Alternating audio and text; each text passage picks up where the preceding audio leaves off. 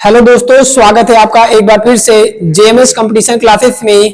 तो जैसा कि आपको पता है कि कुछ दिनों से क्लास नहीं हो पा रही है दिवाली के कारण, लेकिन आज हम लोग स्टार्ट कर रहे हैं 29 और 30 अक्टूबर का करंट अफेयर। इसके पहले की जो क्लास है वो 27 और 28 अक्टूबर की करंट अफेयर की क्लास ऑलरेडी चैनल पर अपलोड है। और आज हम लोग कवर करने वाले हैं 29 और 30 अक्टूबर का करंट अफेयर। इसके बाद हम लोग पढ़ेंगे एक दिन का करंट अफेयर हमारा इस महीने का और बचेगा।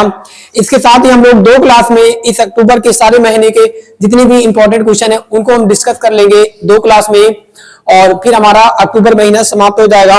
और आपको पता है कि नवंबर महीना स्टार्ट हो चुका है, तो उसे हम लोग जल्द स्टार्ट करेंगे। तो आज की क्लास भी काफी महत्वपूर्ण होने वाली है। जितने भी हमारे इंपॉर्टेंट क्वेश्चन छूटे हुए थे अक्टूबर के, आज की क्लास में हम लोग उन्हें कवर करेंगे। तो चलिए आज की क्लास को स्टार्ट करते हैं। यदि आपने चैनल पे पहली बार विजिट किया है तो चैनल को सब्सक्राइब कर लीजिए, और यदि क्लास आपको पसंद आती है तो अपने दोस्तों तक शेयर भी कर दीजिए। तो चलिए आज की क्लास को स्टार्ट करते हैं। और आज की क्लास का हमारा जो पहला क्वेश्चन है, वो है हाल ही में चीन के बेल्ट एंड रोड इनिशिएटिव। आपको पता है कि चीन का एक बेल्ट एंड रोड इनिशिएटिव एक प्रोजेक्ट है जिसके तहत चीन क्या करना चाहता है, यूरोप अफ्रीका को क्या करना चाहता है, एशिया से कनेक्ट करना चाहता है। चलिए बात करते हैं इसके बारे में थोड़ा अच्छे से डीपली से।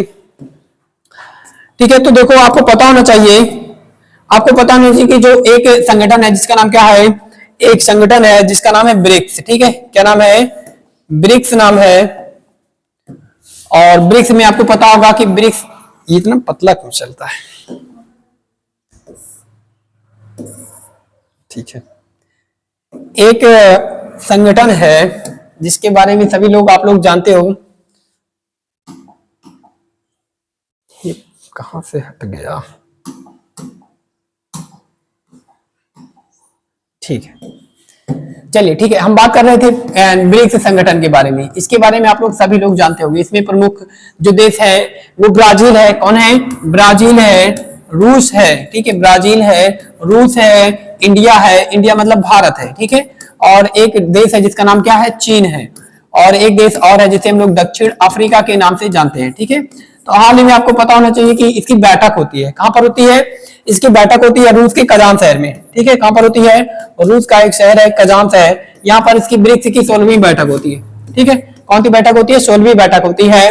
और आपको पता होना चाहिए इसमें जो देश शामिल है इन्होंने क्या किया, कुछ प्रोजेक्ट चलाया है। जैसे चीन की बात करते हैं तो जो चीन है ये क्या किया है, अपने पूरे एशिया को Africa continent and Europe continent से जोड़ने के लिए सन 2013 में यहाँ के जो राष्ट्रपति थे उन्होंने क्या चलाया, इन्होंने एक प्रोजेक्ट चलाया जिसका नाम इन्होंने रखा रोड एंड BRI रखा। क्या रखा, BRI।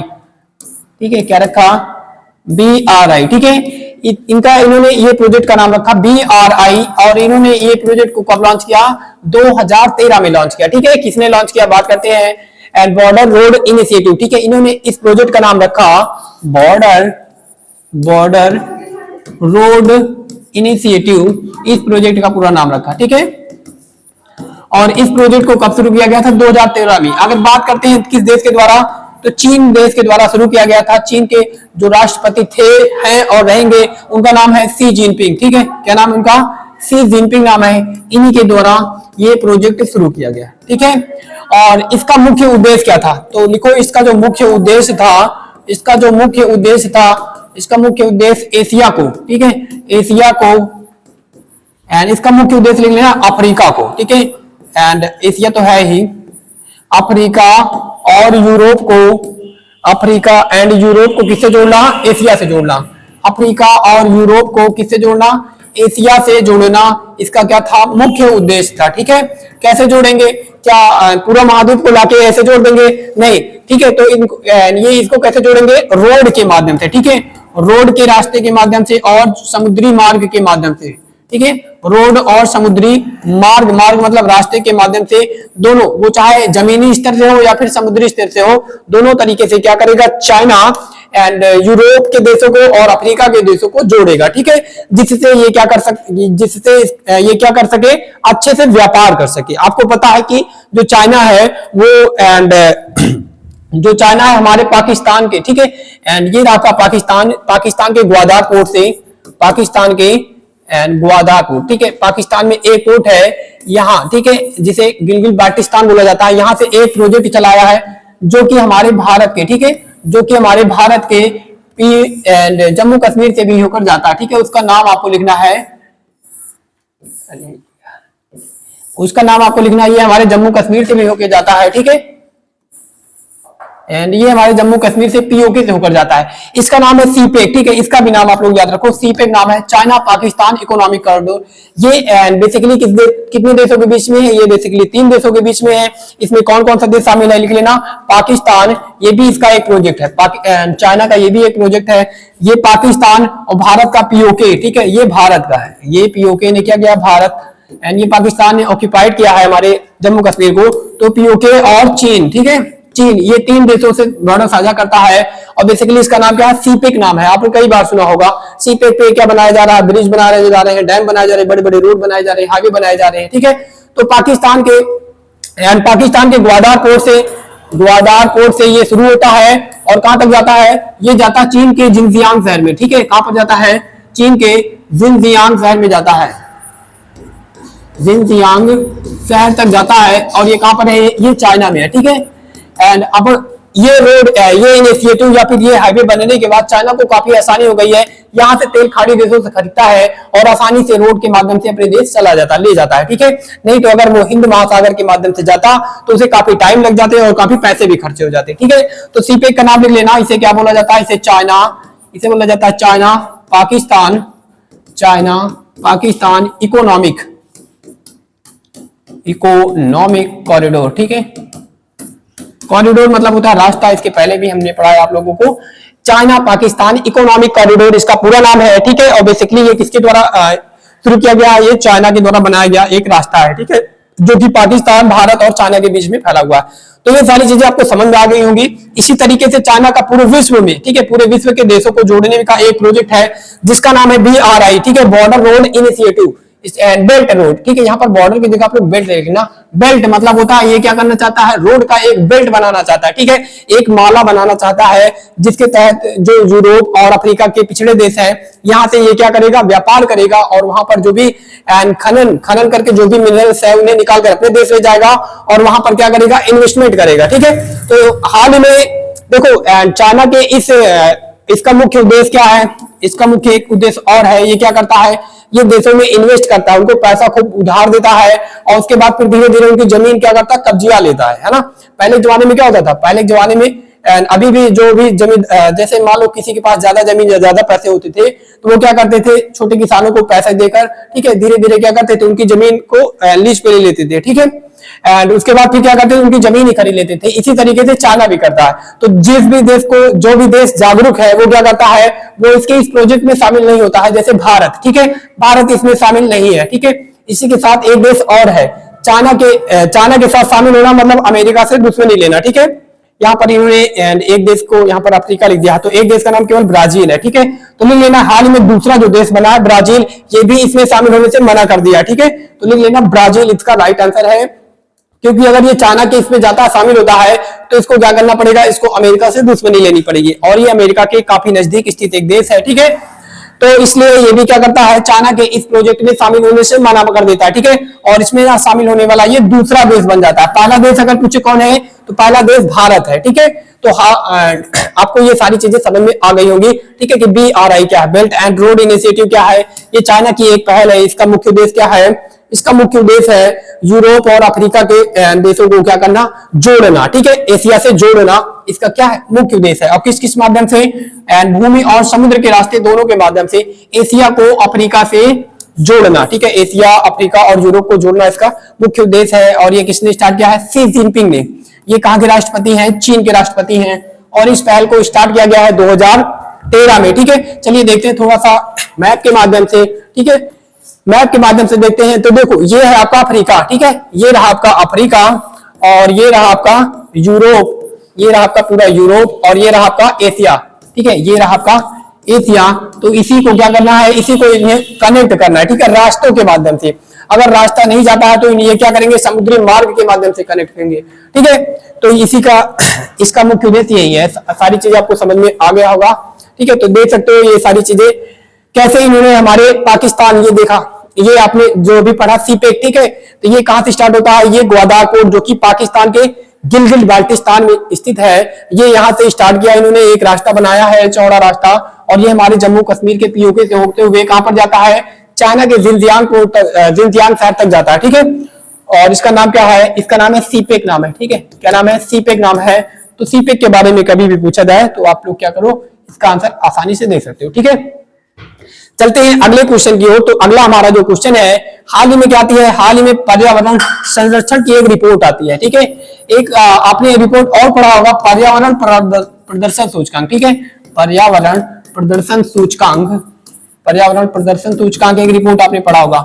ठीक है, तो पर्यावरण प्रदर्शन सूचकांक और उसके बाद पर्यावरण संरक्षण सूचकांक जो है, प्रगति संरक्षण सूचकांक, दोनों अलग अलग रिपोर्टें हैं। ठीक है, दोनों अलग अलग रिपोर्टें हैं। इस सूचकांक में आपने पढ़ा था भारत की रैंक कितनी थी, भारत की रैंक 176 थी। ठीक है, आउट ऑफ कितनी कंट्री होगी, 180 देशों में भारत की रैंक कितनी थी, 176 थी।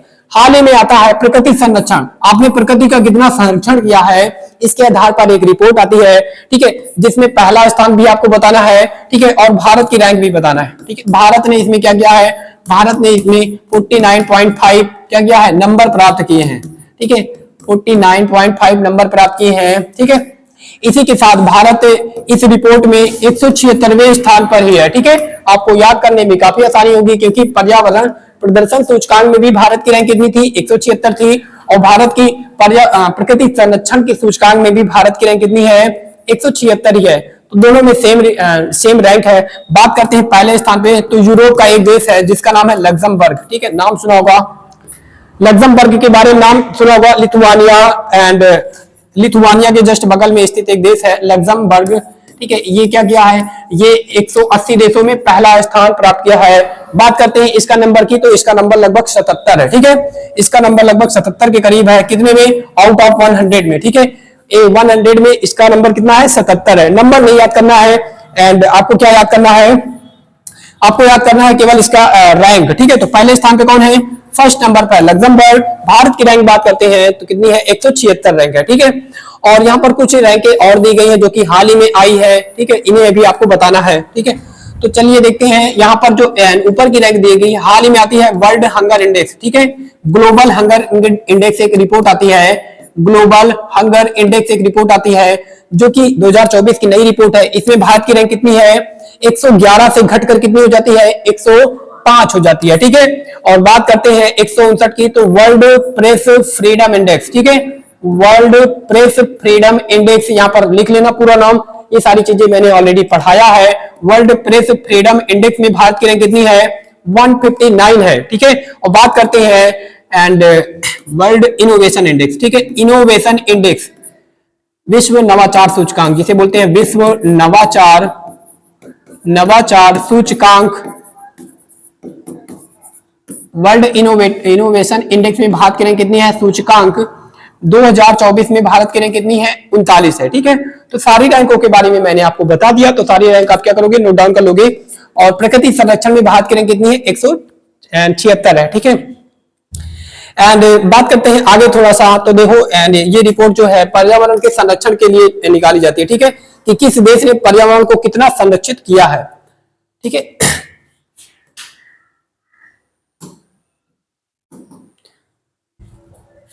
एंड कहां से चेंज हो, चलते हैं थोड़ा सा आगे। यार ये कहां से चेंज होगा,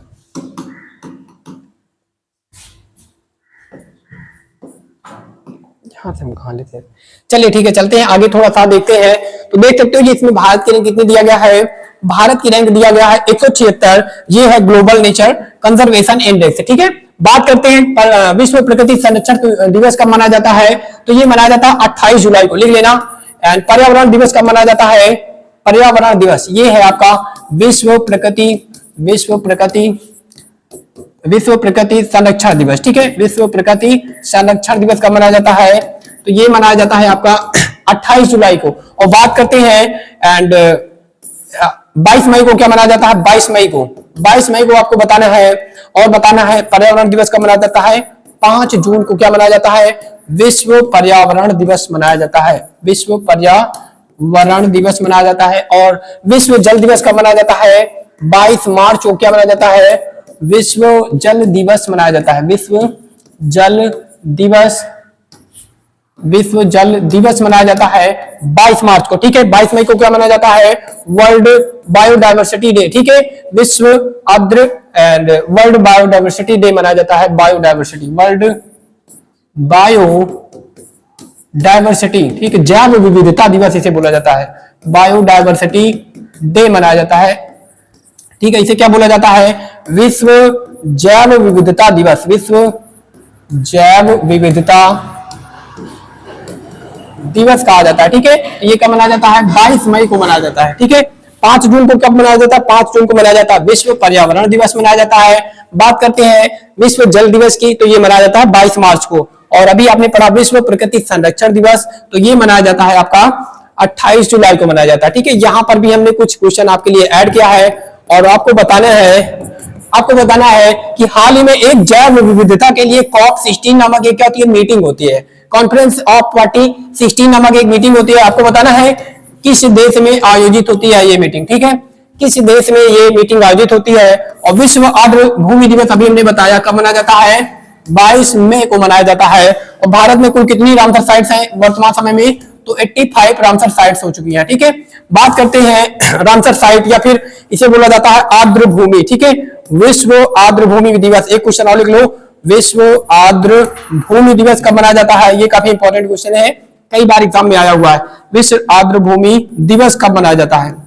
तो लिख लो, ये कब मनाया जाता है? ये मनाया जाता है आपका 2 फरवरी को। ठीक है, 2 फरवरी को क्या मनाया जाता है?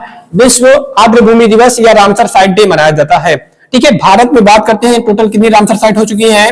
तो 85 हो चुकी है। सबसे ज्यादा कहां पर है? तो सबसे ज्यादा आपने पढ़ा है सबसे ज्यादा तमिलनाडु में। रामसर साइट क्या होती है?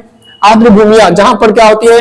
जहां पर आर्द्र भूमियां होती है वहां पर बहुत ज्यादा क्या पाई जाती है? वहां पर जीवों की विविधता पाई जाती है। ठीक है, कहीं पर भी आप लोगों ने देखा होगा जहां पर भी तालाब या कुछ भी होता है, नमी चीजें होती है, नमी स्थान होता है, वहां पर छोटे छोटे कीड़े मकोड़े बहुत अधिक मात्रा में पाए जाते हैं। ठीक है, क्यों पाए जाते हैं? क्योंकि जहां पर भी आर्द्र भूमि होती है वहां पर माना जाता है कि जीवों की विविधता पाई जाती है। ठीक है, और हमारे भारत में सबसे ज्यादा आर्द्र भूमि या नमी वाले स्थान का कौन से स्टेट में है? तो तमिलनाडु में। आपको पता होगा कि जो तमिलनाडु है वो समुद्र के किनारे पर बसा हुआ हमारा एक राज्य है। ठीक है, और बात करते हैं एंड इस तरीके से हमारे भारत में एंड अगर पूछा जाए जो एंड यूनाइटेड नेशन है उन्होंने कितनी आर्द्र भूमियां चिन्हित किया है? तो 85। ठीक है, विश्व में सबसे ज्यादा आर्द्र भूमि कहां पर है? तो ये है आपके इंग्लैंड या यूके में। ठीक है, ब्रिटेन या फिर मैक्सिको में है। ठीक है, और बात करते हैं अभी हमने आपको बताया कि जैव विविधता के लिए COP16 नामक जो मीटिंग्स होती है वो कहां पर होती है? 2024 में अभी हाल ही में तो कोलंबिया नामक देश में होती है। ठीक है, कहां पर होती है? कोलंबिया नामक देश में होती है, जो कि एक दक्षिण अमेरिकी देश है। ठीक है, कौन सा देश है? दक्षिण अमेरिकी देश है। इसी के साथ हम लोग बात करते हैं थोड़ा सा आगे नेक्स्ट क्वेश्चन की ओर। तो नेक्स्ट क्वेश्चन है हमारा, हाल ही में भारत 5G और AI, ठीक है, आपको पता होगा कि दुनिया सारी किस ओर चल रही है? 5G की ओर चल रही है। ठीक है, और जापान और चाइना ये लोग क्या कर रहे हैं? 6G का भी टेस्टिंग कर चुके हैं। ठीक है, अभी हम लोग लेकिन हमारे भारत में 5G क्या हो रहा है? 5G चल रहा है। ठीक है, वर्तमान समय में चल रहा है, ऑलमोस्ट सभी शहरों में चल रहा है। ये पूछा जा रहा है कि 5G में और अच्छा हमें सहयोग करने के लिए, हेल्प करने के लिए, 5G टेक्नोलॉजी में और अच्छा सहयोग करने के लिए इसके साथ ही AI। ठीक है, AI का मतलब क्या होता है? Artificial intelligence. ठीक है, AI का मतलब क्या होता है? Artificial intelligence. इसमें और अच्छा सहयोग के लिए हमें कौन से देश के द्वारा सहायता किया जाएगा? ठीक है, और अच्छे सहयोग के लिए या फिर और अच्छी टेक्नोलॉजी प्रोवाइड करने के लिए कौन से देश हमारे भारत का साथ देंगे या हेल्प करेंगे? और हाल ही में ये एग्रीमेंट किया गया है। तो आपको पता है कि ये जो तीनों देश हैं ये पूरे वर्ल्ड में AI या फिर टेक्नोलॉजी के मामले में क्या है? एंड टॉप लेवल के देश हैं। ठीक है, इसमें चाइना को भी इंक्लूड कर लो तो चाइना भी टेक्नोलॉजी में काफी आगे है, लेकिन चाइना के साथ आपको पता है भारत की बनती नहीं है, इसलिए एंड ये किसकी टेक्नोलॉजी का मदद लेगा? ये लेगा 3 देशों की टेक्नोलॉजी का। ठीक है, एक है दक्षिण कोरिया, एक है जापान और एक है USA। तीनों देश क्या करेंगे? भारत में 5G और AI क्या करेंगे? स्मार्ट शहर के लिए डिजी, ठीक है, डीजी फ्रेमवर्क विकसित करेंगे। आपको पता है कि भारत 2015 में, ठीक है, 2015 में क्या करता है, डिजिटल इंडिया मिशन भी चालू करता है। क्या करता है, डिजिटल इंडिया मिशन। भारत 2015 में डिजिटल इंडिया मिशन भी स्टार्ट करता है, जिसके तहत भारत को क्या किया जाएगा, डिजिटल बनाया जाएगा। वो हर एक क्षेत्रों में बनाया जाएगा। जैसे अब आप लोग यूपीआई यूज करते हो पेमेंट के लिए, ठीक है, तो डिजिटल इंडिया मिशन कब स्टार्ट किया जाता है, 2015 में। तो ये रहा जापान, ये रहा अपना इंडिया, ये रहा साउथ कोरिया, ठीक है, और ये रहा यूएसए। यहाँ पर जापान मिसिंग है, ठीक है। तो जापान भी क्या है, जापान भी हेल्प करेगा भारत के, ठीक है। चलो यहाँ पर कुछ हमने क्वेश्चन आपके लिए ऐड किया है जो कि काफी महत्वपूर्ण है एग्जाम के लिए। यहाँ पर क्या पूछा जा रहा है, यहां पर पूछा जा रहा है कि हाल ही में जापान के किस संस्था को 2024 का शांति का नोबेल पुरस्कार मिला है। आपको पता है कि हाल ही में 6 क्षेत्रों में नोबेल पुरस्कार कितने क्षेत्रों में दिया जाता है, 6 क्षेत्रों में दिया जाता था, अभी दिया जाता है, ठीक है। नाउ प्रेजेंट टाइम में अगर पूछा जाए कितने क्षेत्रों में दिया जाता है, तो 6 क्षेत्रों में। 6 क्षेत्रों के नाम आपको पता होना चाहिए। इसके पहले जब शुरू हुआ था तो 5 क्षेत्रों में दिया जाता था, ठीक है, लेकिन लास्ट में कौन सा ऐड हुआ था इसमें, तो इकोनॉमिक का जो अवार्ड है, नोबेल का पुरस्कार है, 1968 में इसे ऐड किया गया था, ठीक है। स्टार्टिंग में 5 क्षेत्रों में दिया जाता था, अब प्रेजेंट टाइम में 6 क्षेत्रों में दिया जाता है। तो जो सबसे इंपॉर्टेंट होता है वो शांति का होता है, ठीक है। सबसे जो इंपॉर्टेंट होता है नोबेल का प्राइज वो शांति का होता है, क्योंकि ये कहां पर दिया जाता है, ये नॉर्वे की जो कैपिटल है ओस्लो, वहां पर दिया जाता है। बाकी जो 5 है वो कहां पर दिए जाते हैं, चलो या इसे लिख लो आप लोग कि शांति वाला कहां पर दिया जाता है, नॉर्वे में दिया जाता है। नॉर्वे की जो कैपिटल है ओस्लो, यहां पर दिया जाता है।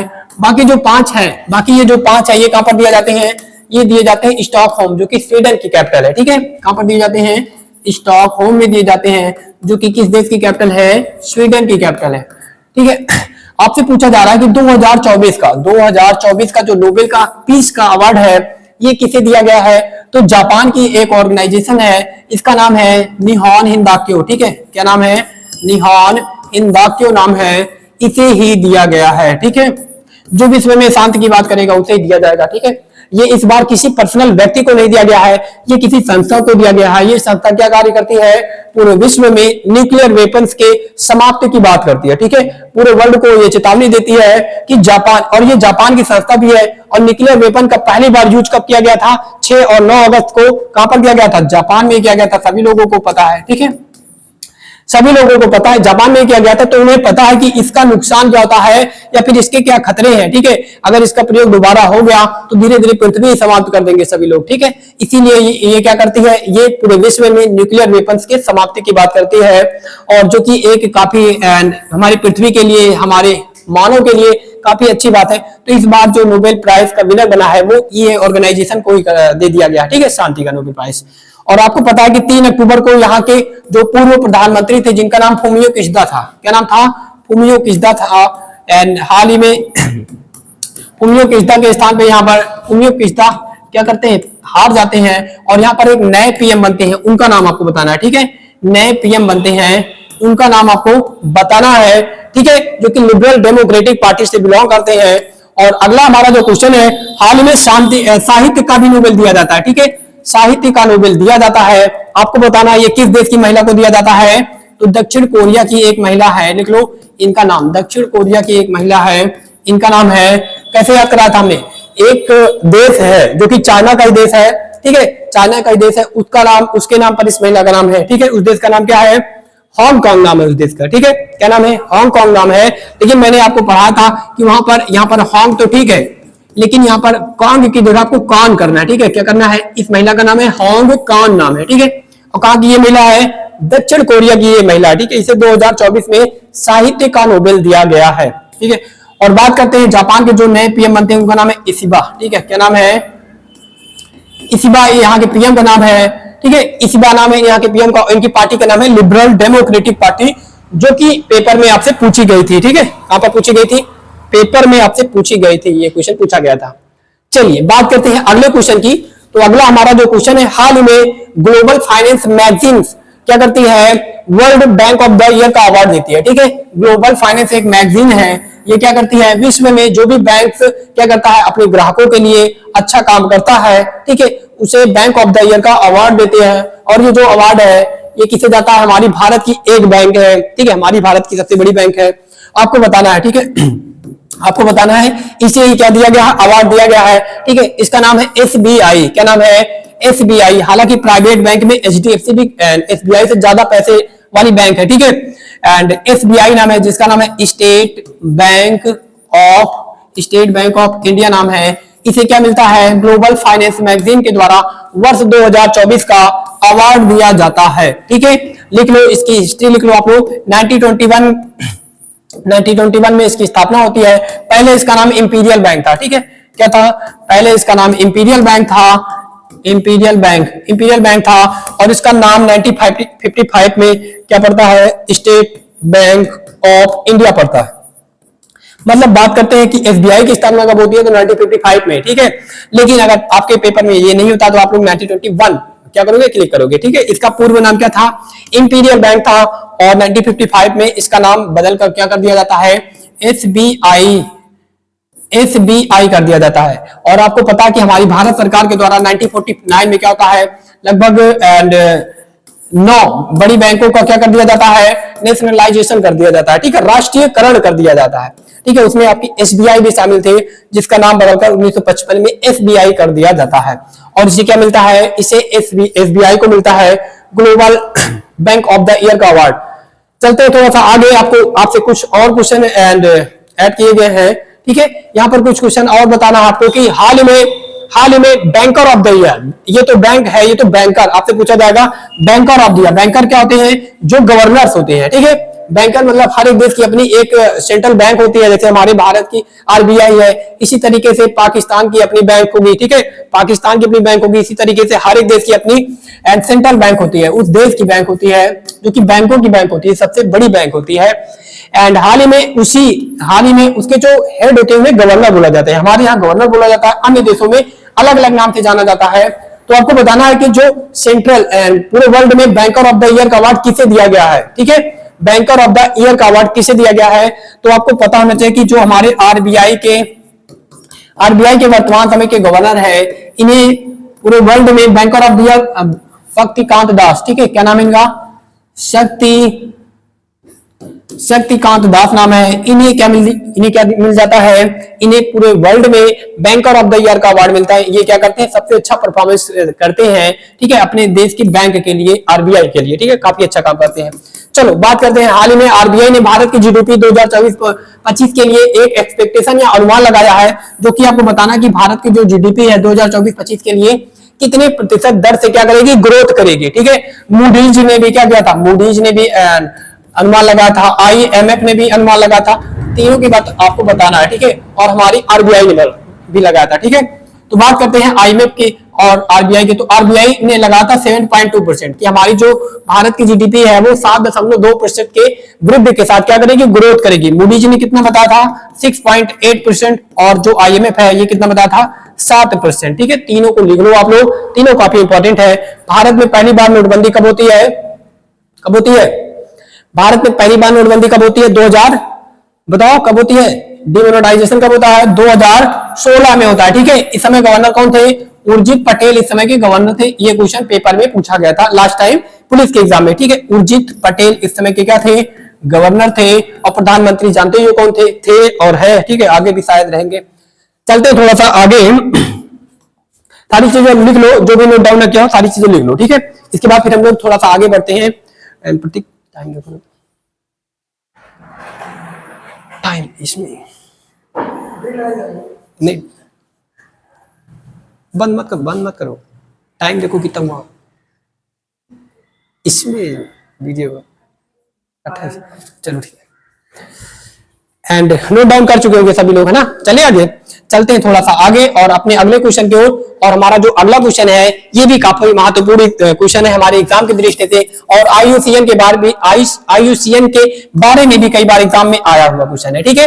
ये सारे हमारे नेचर से संबंधित है, हमारे प्रकृति से संबंधित है, इसलिए काफी महत्वपूर्ण हो जाते हैं। और जो एग्जामिनर्स होता है वो प्रकृति को ज्यादा प्रायोरिटी देता है, ठीक है, ताकि स्टूडेंट को इसके बारे में अवेयरनेस हो कि प्रकृति है क्या, ठीक है, आने वाले टाइम में आपको क्या काम करना है। तो आपको बताना है कि हाल ही में जो आईयूसीएन है, हैरी मिशेल पुरस्कार से किसे सम्मानित किया गया। ये पुरस्कार आपको पता है कि जो आईयूसीएन है ये किससे संबंधित है, प्रकृति से संबंधित है। तो जो व्यक्ति प्रकृति के लिए अच्छा काम किया होगा उसे क्या दिया जाएगा, उसे इस अवार्ड को दिया जाएगा। तो ये एक नेचर से संबंधित अवार्ड है, और ये जो अवार्ड है ये किसे दिया गया है आपको बताना है, क्योंकि यहाँ पर जो भी नाम हमने लिखा है सबके बारे में मैंने पढ़ाया है, ठीक है। हाल ही में टाइम की जो मैगजीन आती है वो बताती है कि हमारे भारत के जो सबसे प्रभावशाली व्यक्ति है वो कौन है। टाइम मैगजीन ने सबसे इफेक्टिव व्यक्ति, सबसे प्रभावशाली व्यक्ति के लिस्ट में किसे शामिल किया है, अश्विनी वैष्णव जी को शामिल किया, जो कि मैंने पढ़ाया, ठीक है। ये कौन बताता है, ये बताती है टाइम मैगजीन। टाइम मैगजीन जो आती है ये बताती है कि भारत के जो सबसे प्रभावशाली व्यक्ति हैं जो काफी अच्छे से काम करते हैं उनका नाम है Ashwini Vaishnaw. Time magazine person of the year की जो रिपोर्ट आती है, ठीक है, ये हमारे भारत के लिए बताती है, पूरे विश्व के लिए अलग पर्सन को बताती है जिनका नाम टायलर स्विफ्ट है। ये वो एक सिंगर है, ठीक है, person of the year. Person of the year में जो बताती है हमारे भारत के जो सबसे इफेक्टिव और प्रभावशाली व्यक्ति हैं उनका नाम है अश्विनी वैष्णव। तो ये तो हो नहीं सकते, ठीक है। एक नाम हमने यहाँ पर लिखा विनोद बच्चन, ठीक है, क्या लिखा, विनोद बच्चन। तो आपने इनके बारे में पढ़ा होगा कि हाल ही में ब्रिटेन के नाइटहुड की उपाधि से किसे सम्मानित किया गया है, विनोद बच्चन जी को, ठीक है, विनोद बच्चन जी को सम्मानित किया गया है, जो कि एक डायरेक्टर है, फिल्म बनाते हैं, ठीक है। और बात करते हैं मोहम्मद सलीम की, तो आपने पढ़ा होगा फोटो ऑफ द ईयर का award, photo of the year का अवार्ड। एंड ईरान के एक व्यक्ति हैं जिनका नाम मोहम्मद सलीम है, ये एक पिक डालते हैं, ठीक है, ये एक पिक डालते हैं, शायद वो पिक थी एक मतलब एक छोटी लड़के की थी, वो एक महिला अपनी गोद में ली थी, उसका पिक है, तो उसे पिक ऑफ द ईयर का अवार्ड मिलता है। और वो पिक कौन डालता है, मोहम्मद सलीम डालते हैं, ठीक है। इन्हें दिया जाता है फोटो ऑफ द ईयर का अवार्ड दिया जाता है, जो कि कहां से बिलोंग करते हैं, लिख लेना सारी चीजें, ठीक है, क्योंकि ये सारे बहुत ही इंपॉर्टेंट क्वेश्चन है, लिख लेना। Photo of the year, photo of the year का अवार्ड इन्हें मिलता है, फोटो ऑफ द ईयर का अवार्ड 2024 में इन्हें मिलता है। हर साल एक फोटो को चूज किया जाता है photo of the year award के लिए, वो किसकी पिक होती है, मोहम्मद सलीम की होती है। और ये किस देश से बिलोंग करते हैं, लिख लेना, ईरान से बिलोंग करते हैं। और बात करते हैं विभव तालुकदार, ठीक है, तो ये हमारे असम के एक साइंटिस्ट हैं, ठीक है, असम के एक साइंटिस्ट है, इन्हें ये अवार्ड इस बार दिया गया है, किसे दिया गया है, विभव तालुकदार जी को दिया गया है, ठीक है। अब थोड़ा सा हम लोग बात करते हैं आईयूसीएन के बारे में। आईयूसीएन इतना इंपॉर्टेंट क्यों है हमारे लिए, ठीक है, आईयूसीएन के बारे में बात करते हैं, तो लिख लो, इसका फुल फॉर्म होता है इंटरनेशनल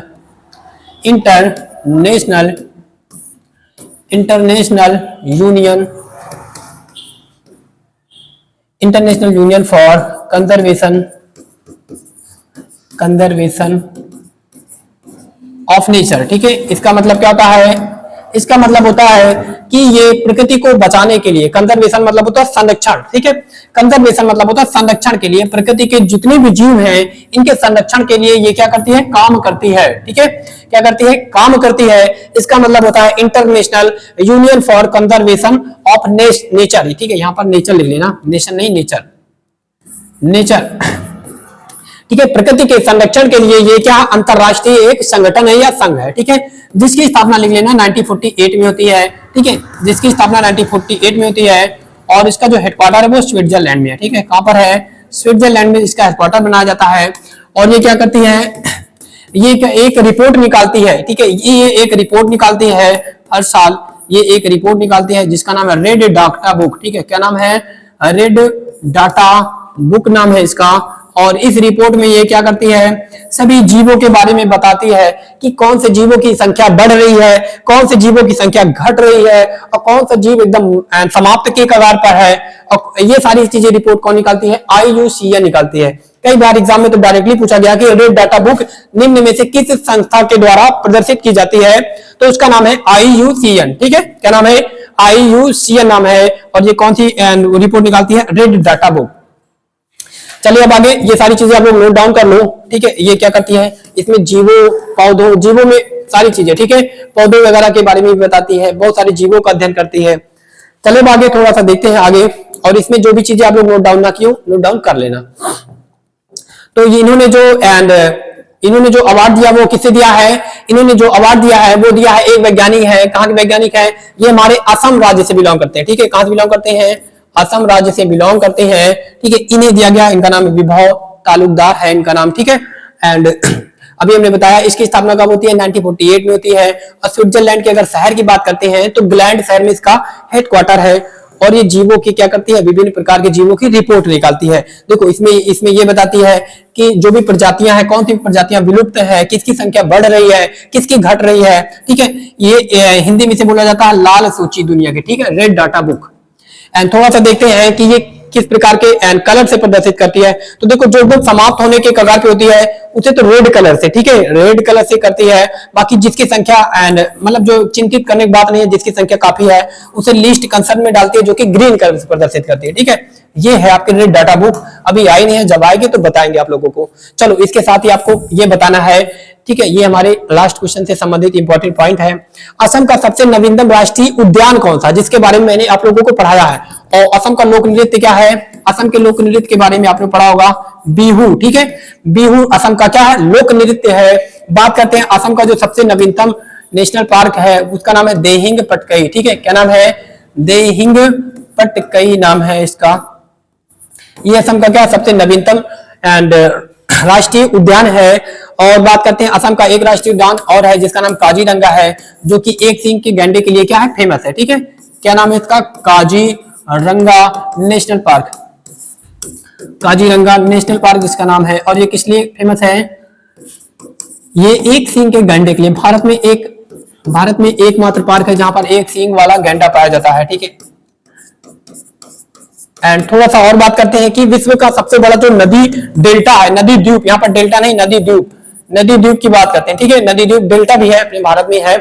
तो विश्व का सबसे बड़ा जो नदी द्वीप है जिसका नाम क्या है आपको बताना है, इसका नाम है माजुली द्वीप। ठीक है, क्या नाम है, माजुली द्वीप नाम है, माजुली द्वीप। द्वीप मतलब क्या होता है, पानी में उभरा हुआ एक स्थल, पानी में उभरे हुए स्थल को हम लोग द्वीप बोलते हैं। तो विश्व का सबसे बड़ा नदी द्वीप अगर पूछा जाए तो उसका नाम है माजुली द्वीप। ठीक है, और ये कहां पर है, ये ब्रह्मपुत्र नदी के बीच में है। और वो भी पूछा जाए स्टेट कहां पर है, तो असम में ही है। ठीक है, कहां पर है, असम में स्थित है। असम क्योंकि एंड जब भी ये आती है अरुणाचल प्रदेश से तो असम में एंटर करती है ना, कहां करती है, असम में एंटर करती है।